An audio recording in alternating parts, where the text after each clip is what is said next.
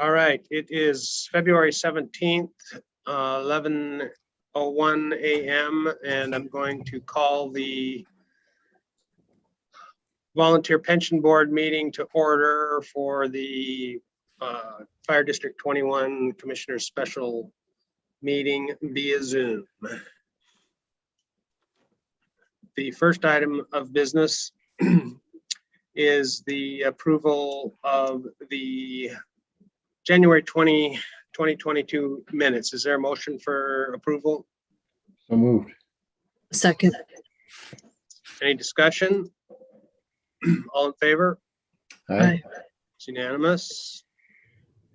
Chief, next item under that is the pension participation. Is that something that we have to do something with? Sir, it's need to someone needs to make a motion and pass it. It's to ensure the volunteers, it's certifying that the volunteers have participated in training to receive their pension credits. If not, the district will receive a credit for the past payment. And there's no accompanying document for that or anything? Is that just a roster that you guys are keeping? Correct. Okay. So we'll need a motion for the 2021 pension participation. Motion. Moved. Moved and seconded. Discussion. All in favor? Aye. Aye. Unanimous. Volunteer separation. Chief? We have a volunteer separation. Mel Mulligan is going to retire and is actually going to do the rehire system program. He's part of our tender group, and I'll mention, well, the next thing on the list is pension eligibility. He's been with the fire district, whether it's Fire District 3 or 21, for 30 years, and has just reached that point in his career where he's maxed out his retirement but still wants to serve. And so to follow the state rules, we have to retire him, and he is eligible for volunteer rehire in 3 months. But then receives no more pension credits. Correct. Yep. Board of Volunteer Firefighters maxes them at 30 years. Okay. All right. So we need a motion to approve the volunteer separation of Mel Mulligan. Moved. Second. Discussion. No, except that's really appreciated, all the years of service and then re-signing up for the tender group. It's really good to see. Yeah, we certainly appreciate those people that do help us out with the Delta station and others to bring tenders. So pass along our congratulations and thanks to Mel. So it's been moved and seconded. All in favor? Aye. It's unanimous. And then pension eligibility verification requires another motion. Yes, sir. For Mr. Mel Mulligan.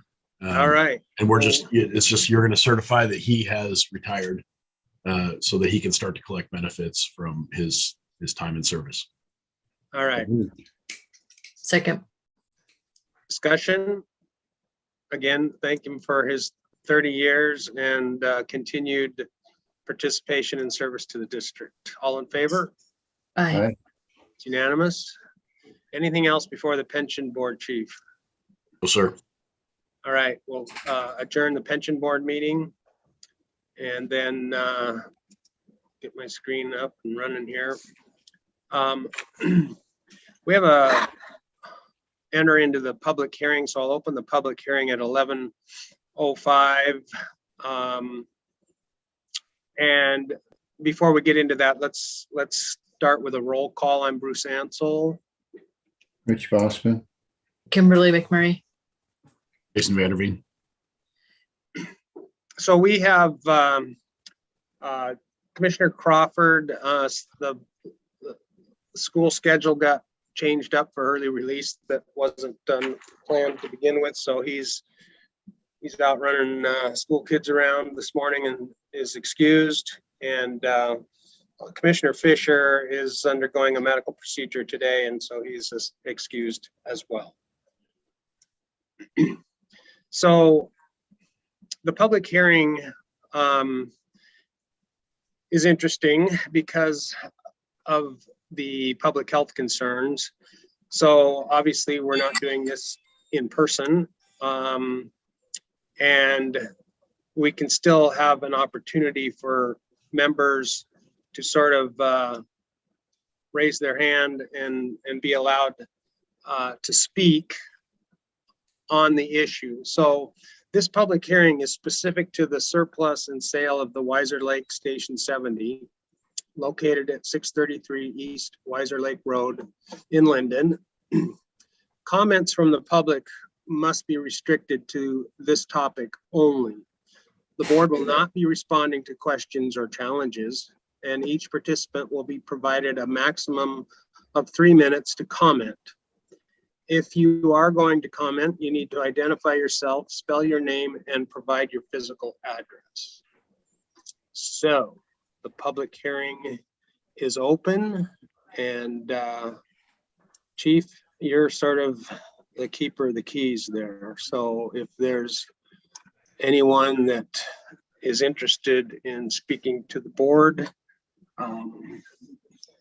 now's the time. Any of our guests, excuse me, any of our guests like to address the board? As Commissioner Ansel said, there's a 3-minute time limit. And you need to speak to the topic at hand, which is the resolution for surplus of the Weiser Lake Station.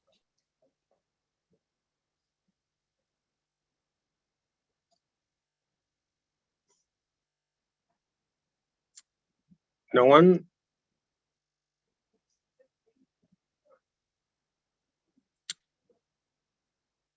So we have several people I don't recognize sort of watching this today, which is nice to have people paying attention. And then we have one that's just identified or is listening by phone. Is that what I'm seeing down there on my screen? Okay. Were there any written requests or comments in regards to this public hearing? We received no written communication. Okay. And this topic was advertised to the public for how long? It was in at least, I believe it was in 2 of the Linden Tribune public notices, as well as on our website for the past, since the last meeting. So at least 30 days. Yes, sir. It's been out to the public for any comment or concerns. And Okay. Go ahead. Yeah, and I just wanted to that Mr. Davis, our legal counsel, did advise us that it wasn't necessary for us to do a public hearing, but we felt like this was an important enough event to bring it to the public. And that we had done one previously with the sale of station, the sale of the station in Custer. Right. Okay. All right. So hearing and seeing no public comment. Sorry, I'm kind of hindered here. I'm out of town trying to find my agenda. There's a resolution 2022-02 declaring Weiser Lake Station surplus. And can someone else maybe read that resolution since I am struggling to find all my information here? Yes. So resolution 2022-02, resolution of the Board of Fire Commissioners of Whatcom County Fire Protection District 21 declaring as surplus the real property upon which Station 70 is located, whereas Whatcom County Fire Protection District 21 owns such real property at 633 East Weiser Lake Road, Linden, Washington 98264. whereas a fire station is located on the property, whereas RCW 52.12.021 allows the district to sell the real property, whereas on February 17th, 2022, the Board of Fire Commissioners held a public hearing via Zoom with regard to the determination of whether to surplus the property and sell the property, and whereas the district provided notice of the public hearing and special meeting, now therefore be it resolved by the Board of Fire Commissioners as follows. 1, the property is found and declared to be surplus to the needs of the district. 2, the fire chief is authorized to arrange for the sale or trade of the property in any commercially reasonable way, which may include the sale of the property by auction, private sale, sealed bid, or through listing with a broker or agent, including the trade of the property for similarly situated property of value to the district. 3, any sale or property trade agreement must be approved by the Board of Fire Commissioners prior to execution by the fire chief. Passed and approved by the Board of Fire Commissioners of Washington County Fire Protection District 21 at an open public meeting thereof this 17th day of February 2022, of which notice was given in a manner provided by law, the following commissioners being present and voting. Then it's got your names listed beneath that. Right. So is there a motion to approve resolution 2022-2?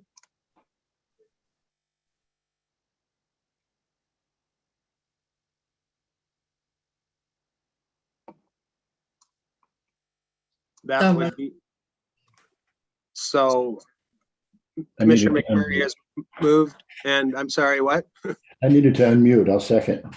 Okay, so it's been moved and seconded, and I think it would be appropriate for some discussion here. So I know that Commissioner Crawford was at our last meeting, and he actually seconded the motion to move forward on this. And so in his absence, initially I felt like, this is a huge issue in my mind, because it really impacts our service area. And so I don't take this decision or vote lightly, and I wanted to make sure everyone had input.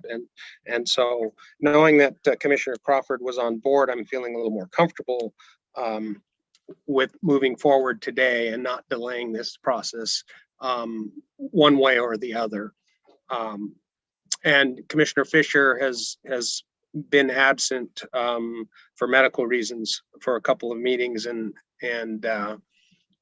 I have spoken with him at his home, and I haven't heard any objections on this topic from him either. So in their absence, I'm going to say that they are not opposed if we decide to surplus this. So I would like to hear from both Rich and Kimberly, and then I have a few more comments, believe it or not. Rich, where are you at? Well, we discussed this at the last meeting. I think that the general consensus was to move forward. It's unfortunate we haven't got any comments on this at all. But the fact that we haven't, I don't see any resistance. And based on the financial situation of the district at this time, I think it makes good sense. Because if we're not using that station and we don't anticipate using it, that we surplus it. So it's kind of a recap of our last meetings. Sure. Statements on it. Kimberly? I agree with what both of you said. I don't take it lightly either. But given our financial situation, it is a good decision and it hasn't been in use for quite some time. So to give it a good home for somebody else would be a good thing as well for our community. All right, so in 2020, we had a master plan review by Emergency Services Consulting International, and they sort of looked at our whole district and our facilities, and this is what they had to say about Weiser Lake Station. It was found to be in fair to good condition. It does not have facilities for 24-hour staffing, including sleeping quarters, laundry, or bunker gear extraction. The facility does not have an exhaust system for apparatus. Currently, this facility provides limited service to the district. It was built in, looks like 1994. I have driven out there. It's in a residential area. It doesn't have a lot of great road access. It's, I believe, covered within our 5-minute response time from other facilities. Is that true, Chief? Yes, sir. Okay. And then I thought, well, I wonder what the people in the neighborhood think.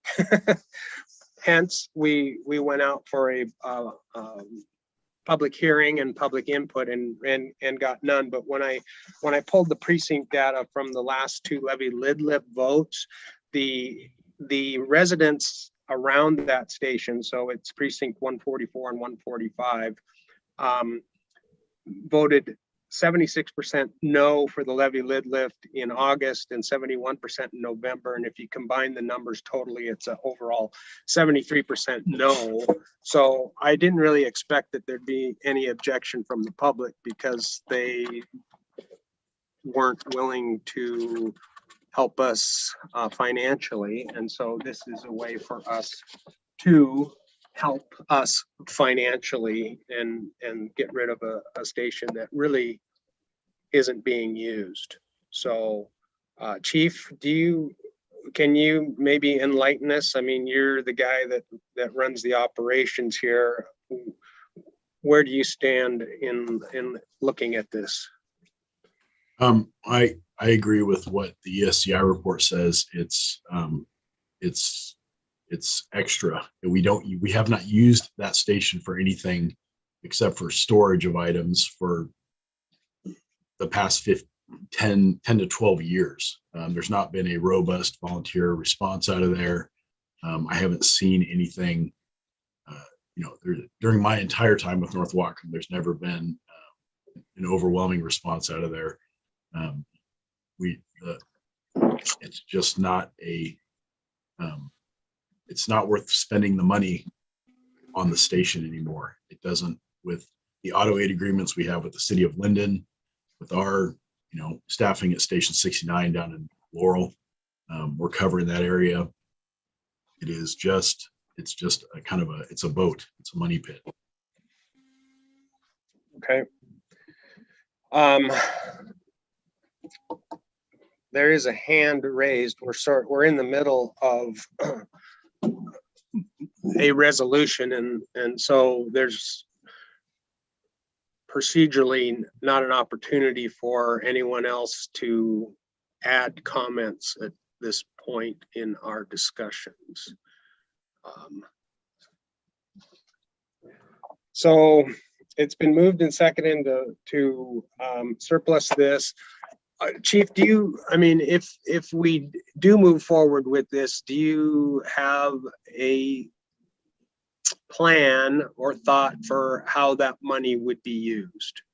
Yes, to purchase 2 tenders. Our tender fleet is beyond its service life, and we are facing a WSRB re-rate this year, which I fear is going to potentially dramatically impact the insurance rates for residents property owners in the district.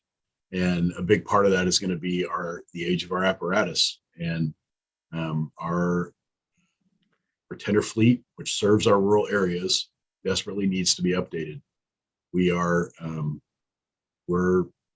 responding on tenders that are 30+ years old, and so the revenue from this would go to purchase two new tenders. Okay, so if I go back to the ESCI plan, when they evaluated our tenders 2 years ago, the average age was 25 years. And the condition 88% was rated as fair or poor. So and only 13% was good, none was excellent. So our tender fleet is really in bad shape, as you alluded to. And in 2021, the maintenance costs for the tenders alone was $23,500. In 2020, it was $11,700. So we're spending a lot of money on equipment that is old, and in some cases, my understanding is that they don't even make parts for these things anymore. Correct. We're like looking on eBay for parts to repair our apparatus, and that's just not right. So, all right. So with all that said, we have the resolution before us. It's been moved and seconded. Does anyone else have any comment from the board? All right. All in favor? Aye. Aye.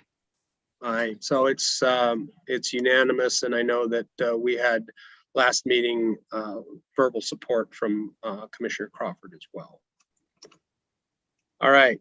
I'm not sure if I closed the public hearing, but having had no other comments during that public hearing, just for the record, it should have been closed before the resolution discussion. All right, it's 11:22. We'll open the regular Board of Commissioners meeting with the approval of the consent agenda. And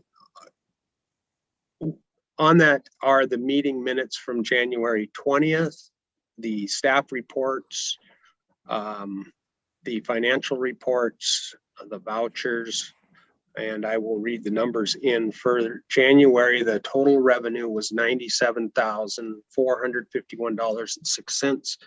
The total expenditures for February are $775,985.98. North Whatcom employees direct deposit payroll was $347,912.96.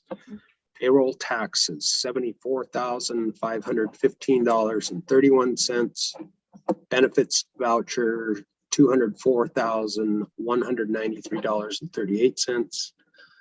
Monthly expenditure vouchers, $144,660.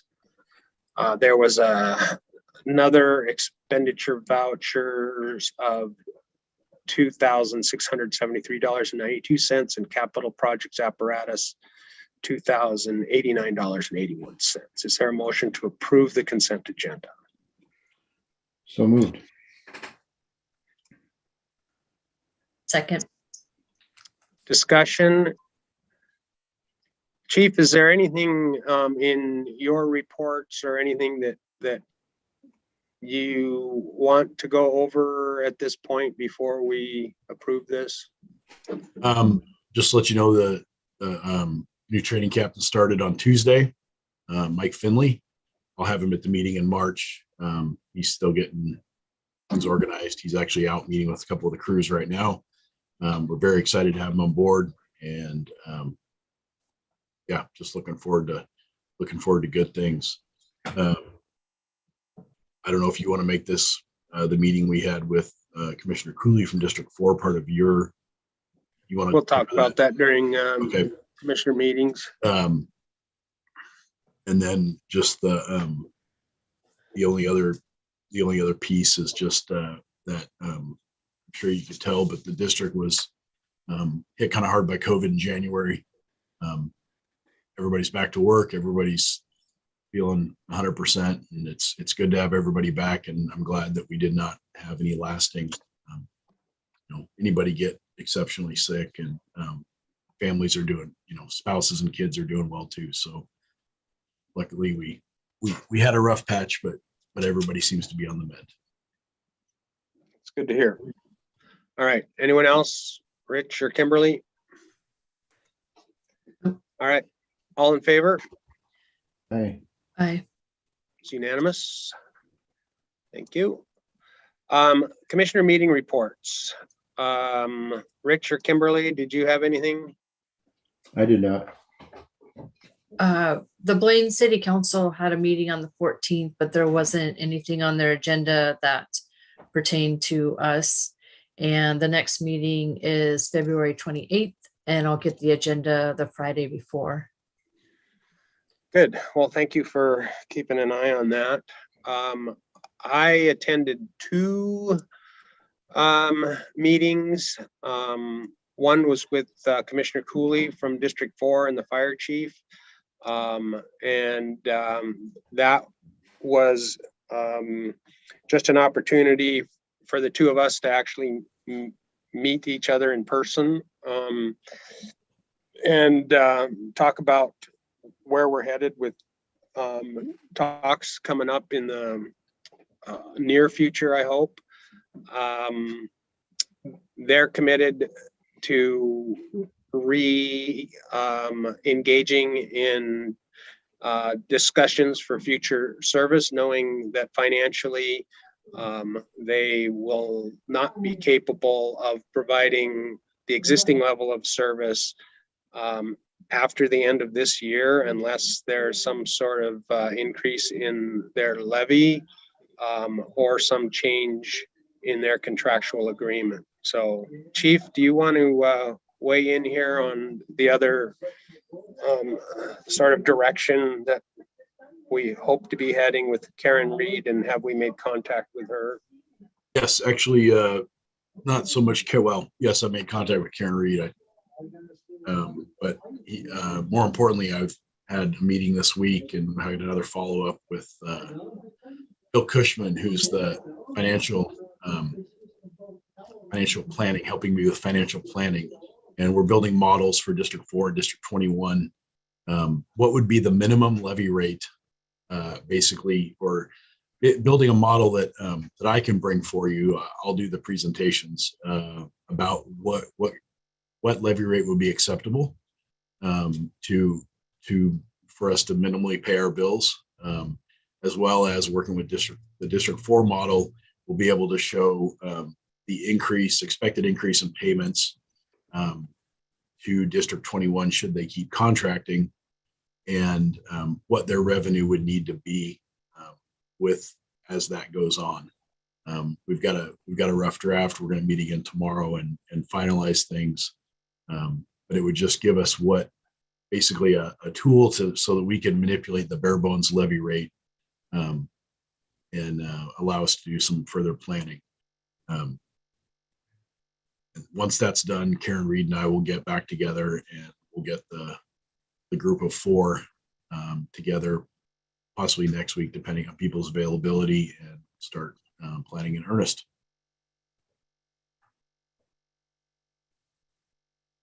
So, yeah, we've committed to District 4 to sort of meet in a smaller group, where before we had all of us trying to coordinate schedules and move down that path, and thought that because time is of the essence here, that we would streamline that and have representative from each district, myself from 21 and Commissioner Cooley from District 4, the chief, and Karen Reed, and just sort of hammer out some of the basic stuff, and then we would each bring that back to our boards for discussion and direction and approval. And then if there's a point where we think we're moving in a good direction and need to include all members of the boards, then we would do that. The sticking point now for District 4 is if we're going to enter into formal RFA discussions, we have to have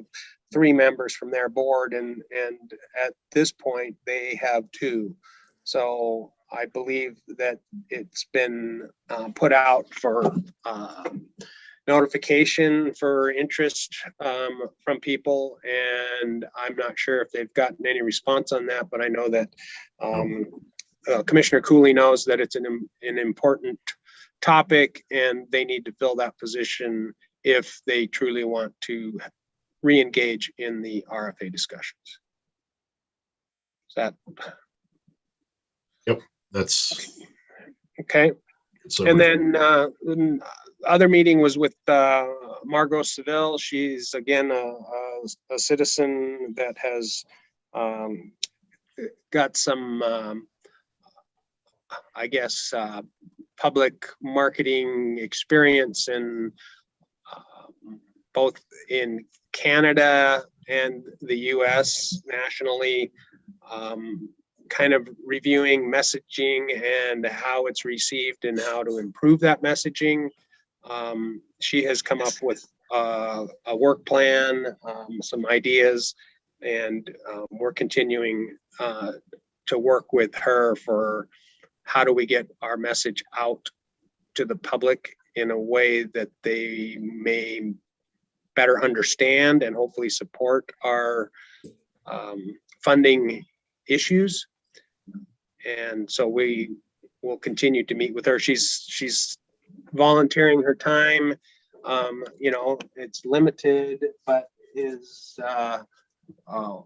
way more than anyone else we have working on this particular topic. So we appreciate everything she's done for us so far, and we'll continue to work with her to improve our messaging. I was waiting to see how the library issue rolled out, and it looks like that failed to get the 60% authorization, even though it had, I think, what, 57% passage. It didn't reach the 60% threshold that was required. So it's tough to get anything passed at 60%. So if we have a proposal going forward, I think we need to stick with something that will get us at a 50+1 vote threshold, because I don't know that we can get 60% on anything right now, regardless of how we market it. But that's just my personal opinion. So anyway, all right. I have one more thing. Yes. That community risk reduction workshop, if I'm willing to go attend that, if you think it's something valuable to our district. Enlighten me on that one. We just got an email. There's a all-day workshop in SeaTac on March 8th. It came from, just a sec, let me go back. Sorry, I thought I had written this down. That's all right. From the Chief Deputy State Fire Marshal and the Washington State Patrol. And what were they going to cover? The topics are: what is community risk reduction? Why is community risk reduction important? Community risk reduction is not a new concept, and is your department on board? It's a free workshop from 8 to 4 in SeaTac on the 8th. Is that an in-person thing, or can it be done via Zoom? It's in person. Okay. Yeah. I guess I don't have any opposition to it, Chief. If you have any insight into that as to how it may impact the fire service, is this a police issue or a fire issue? No, it's a growing issue in the fire service. It's about a prevention model versus a reactive model, and it's a new buzzword. Okay. And it's certainly something that I wouldn't mind having Commissioner McMurray go to and find out about. It's more to implement correctly, it takes more of a prevention division, but it would certainly be nice to know what things, maybe they'll discuss some of the things we could do for WSRB in the future, and some of those kind of simpler programs that a small fire department like ours could undertake. Okay. Well, great, Kimberly. If you want to go do that, I certainly don't have any objection to it, and appreciate you bringing it to our attention. So, legal issues, Chief. Anything? I haven't seen anything from Mr. Davis. Nothing from Mr. Davis. All right. Local 106, Mr. Brown. Hello, thanks for having me. Yeah. A couple things. First off, we had two members, David Hancock and David Comp, pass all their paramedic stuff. So they are now officially at Bellingham. So just wanted to congratulate them. They put a lot of work in. They will be missed, but hopefully we'll see them on calls and trainings and whatnot, but very happy for them. As Chief mentioned, we hired a new training captain, got to meet with him yesterday. Excited to work with him and see what he'll bring to the department. Seems like a really good guy. Appreciate his time yesterday and look forward again to working with him. Had our unit meeting a week and a half ago. A couple MOUs, one to extend the Battalion 76 acting Battalion 76. So that got approved. Voted on the vaccine mandate MOU, that got denied. We are getting ready also to send a letter of intent to negotiate the contract here in the next about month and a half. So just giving you a heads up on that. And at this time, that's all I have, unless there's any questions. None here. And I just, for your information, I had a discussion with Kenneth Cunningham regarding the MOU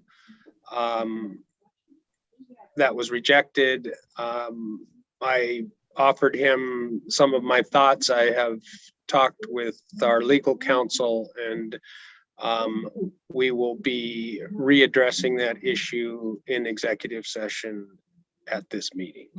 I appreciate that. Thank you. Yep. Thanks for your time. You're welcome. Unfinished business. District 4, Chief, we were kind of, I think, covered most of that. Yes, sir. I think we kind of covered that. Working on financial models for 4 and 21, and yeah, stay tuned for future information. Right, and I was very encouraged by our discussion with Commissioner Cooley, his understanding of the timeline that they're under, and his ability and schedule to be open enough to maybe take on some of the business that Commissioner Land wouldn't be able to do. And so I was really encouraged by that meeting, and hope that we can accomplish a lot in a little bit of time. We have to. Yeah, well, We don't really have a choice. right. Their situation is a lot more dire than ours, but we're both like on the ragged edge here, hence why we're surplusing equipment to just try to keep the lights on. So Yep. Future funding options, you've already sort of covered that too, and have some reporting coming back to us as it is generated. Yes. Correct. Okay. Go ahead. Oh, I was just going to say, actually this morning I've been reviewing a thrilling document from FEMA on, nationwide, kind of a nationwide report of alternative funding sources for fire districts and EMS districts. And yeah, it's just trying to do more research and figure out what are other places doing. There's been some interesting position papers written as part of EFO projects from the National Fire Academy about specifically Washington and California. California sounds like has a similar to Initiative 747, which limits, municipal revenue increases, tax increases, and how other departments, both large and small, are dealing with it. One thing that stuck out to me is in two of these position papers I've read, they've cited that research shows, and I don't know where the research came from, but that the highest performing, best fire departments, 83% plus of them use alternative funding resources in addition to tax revenue. I'm trying to dig through and figure out what it's an easy statement and it sounds great, but what does that mean? I would imagine fee for service is in there. where does that come from? And yeah, what's the definition of alternative funding resource, sources? And so probably not bake sales. no, not big sales. Not anymore. No. No. If, yeah. Not sure we have any multi-billionaires living in our district that would like to make a contribution to our operation, but yeah, we're kind of like trying to turn over every stone, right? All right, facilities and maintenance, is that something that Chief Ward wants to or needs to update us on? Or where are we? He's there. Let's see if he's To wake him up. Yep. I do know he's been very busy with getting Station 70 fixed up to look pretty for a potential sale, as well as we had reported previously that we had some freezing damage, sprinkler damage out at Station 61 and some old damage at 62. Correct, 62 at Semiahmoo. I know he's meeting today with oh, here he comes. My apologies. That's right. He's meeting with a contractor today. Yep. I figured you were on the bat phone. So yeah. So flooding kind of got us. The freeze that we had this winter kind of got us a little more than what we had anticipated. Station 61 suffered some sprinkler head freezing in the north side of the bay where the bunker gear is stored, and we're going to address that permanently. And that's one of the reasons why I've got a contractor coming out to bid on that. Station 63 suffered some pretty good, extensive damage to the dry system in the tower. And we kind of looked at that and scratched our head and went, why do we have a dry system in a tower that doesn't have anything flammable in it? Nobody could really give us an answer. I got a variance through the county to disconnect that portion of it, just because the cost would be unimaginable to fix it. And so we disconnected the dry system portion only to Station 63. The rest of the sprinkler system is fully functional and no damage. Station 62, I'm hoping again with the contractor I'm meeting with today to meet with him out there as well and have him give us a bid on the final cleanup and repair from the previous flooding damage that we received out there. Other than that, it's fixing.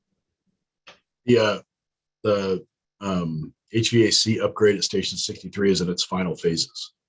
Yes, they were finishing up wiring this week, and so my hope is that by week's end they are running with their new system, and we can shut the old system down. And how are we doing on our phone system research? Phone system, we decided to move ahead with Intermedia, which is a company that we've got good feedback from other customers on that are using it. Oasis Tech is also becoming a vendor for them. So when it comes to technical support, immediate technical support or long-term technical support, they'll be able to help us out where we don't have that with any other vendor. It's now in the process of just steps. We've got, they've shipped us the phones. We've got all the phones. We're getting the base set up as far as the computer program itself. And then we'll start the transition slowly. And what we're not going to do is shut off the lines from Pogo Zone and then flip a switch to Intermedia. We want to make sure that we kind of have both switches on. And we make sure that all the phones are working with Intermedia's system before we do the final shutdown of the system at 69. All right, it'd be nice to have something that meets today's technological specifications. Just for Commissioner Bossman and McMurray, our phone system is ancient, pre 2005. And we were kind of on our last legs with support. We had one company left that was able to support our system and they closed up shop and retired on December 31st, really with no notice, including to their employees, apparently. So we've been kind of dealing with intermittent outages, and Chief Ward and Jenny have really been kind of patching it to make it work. Sometimes we have voicemail, sometimes we don't. Sometimes the phone rings, sometimes they don't, and it's not acceptable for emergency response agency to not have a landline so that we can be contacted by the public.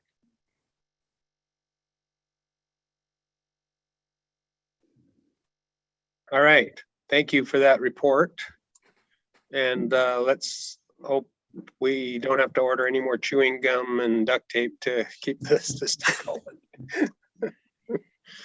All right. Anything else under unfinished business from anyone? We'll move on to new business. We have a contract for the Division Chief of Support Services, since we have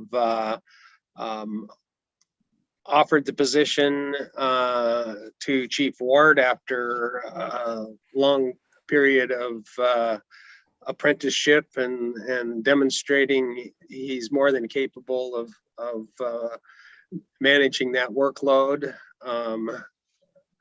So I think we just, you had it in your packet to review. Anything in there, Chief? I looked at it and we made some corrections and updates to it that were added in there. Any comments on that? No, sir. It's very similar to mine, and so it should be simple for the district to need to do any maintenance to it. I would just ask that he's been doing the work he's been in the job since January. I'd ask for your support in passing it. All right. All right. So is there a motion to approve the contract for the Division Chief of Support Services? So moved. Second. Any discussion? Nice to have you in the position and Yeah. doing such a wonderful job. Mhm. All in favor? Aye. It's unanimous. Thanks, Chief. Thanks, Chief Ward. Human resource job description. That has been a topic that we have been working to get completed. I think that you guys did an amazing job on that. After reading it, I can't even imagine having to work in that position. It's an amazing amount of responsibility, and I know that we have a very capable person in there currently, and hope that that continues for a long, long time. So is there a motion to approve the human resource manager job description? So moved. Second. Discussion. Chief, go ahead. Go ahead, Rich. None? I just Okay. agree with your comments. I think it's, I'd hate to put this out and try to advertise for the position. I think we're very fortunate. Yeah. I agree. Chief, it looks like we've adopted a new format, and it looks really clean and it was easy to read. And so I'm assuming that we'll continue to maybe modify other job descriptions to follow that format. Yes, sir. No more dots and zeros. Excellent. All right. All in favor of the job description for human resource manager? Aye. Aye. It's unanimous. Thank you, Chief and staff, for getting that to us. Just to give further kudos, myself and Jenny and Kelly sat down and wrote that. And when we sent it to Rich Davis, he had no suggestions when he sent it back. So That's very unusual. yeah, He didn't charge us anything then, did he? Excellent. Good job. Great job. When I read it, I mean, it just read so good. It was very nicely done. All right. Correspondence been in our packet. Anything in that regard, Chief, that we need to? Nothing additional, no. Okay. The board meeting for March is on the 17th. I will probably still be out of town, but available via Zoom. And it's St. Patty's Day. Wow. So is everyone else okay with that? I'm at this okay. point? I'm assuming I'm assuming, I think, I can't remember. I know I got an email from John. I think he's going to be back on normal schedule, but the way the schools have been bumping around, you never know. And I'm really anticipating, I had a discussion with Commissioner Fisher. He was ready to come back for this meeting today, but then got scheduled for a procedure that came up. So he's sounding good and looking forward to getting back to our meetings. Agenda items for next meeting. Kimberly, if you're going to go to that conference, when was that again? March 8th. Okay, you can maybe give us a nice report from that. Yes. I guess we leave D4 and future funding on the agenda in case we have some meetings and need to update that. Anything else I'm missing here?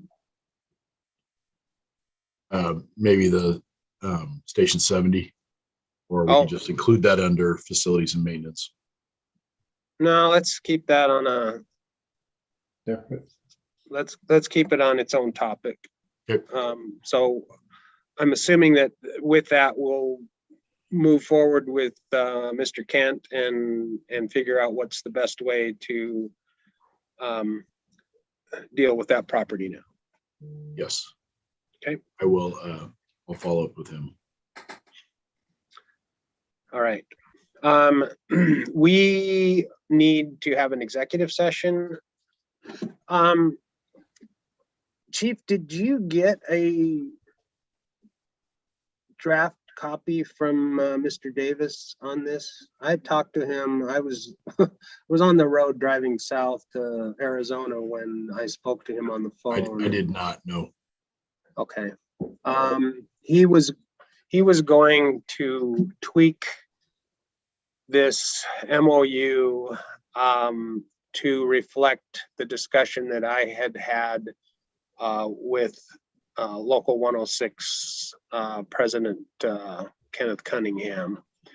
So I can update the board as to what those changes are, and when we get that document, we can forward it to the local for their approval or rejection.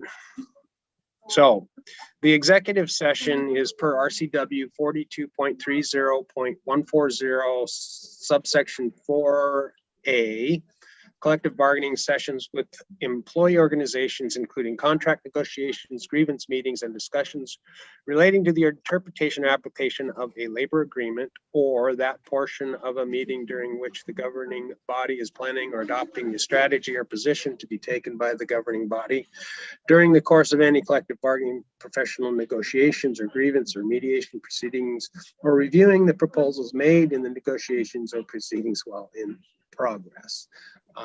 I think we can manage this in a short period of time, so I'm going to say let's break to executive session for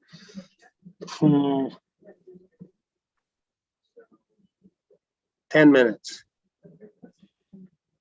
It's 11:55 now. Yep. So if you want to, and if we can have yourself, Chief, and the three of us commissioners in executive session. Okay. I'm going to take us off YouTube here. Scott, you want to step out?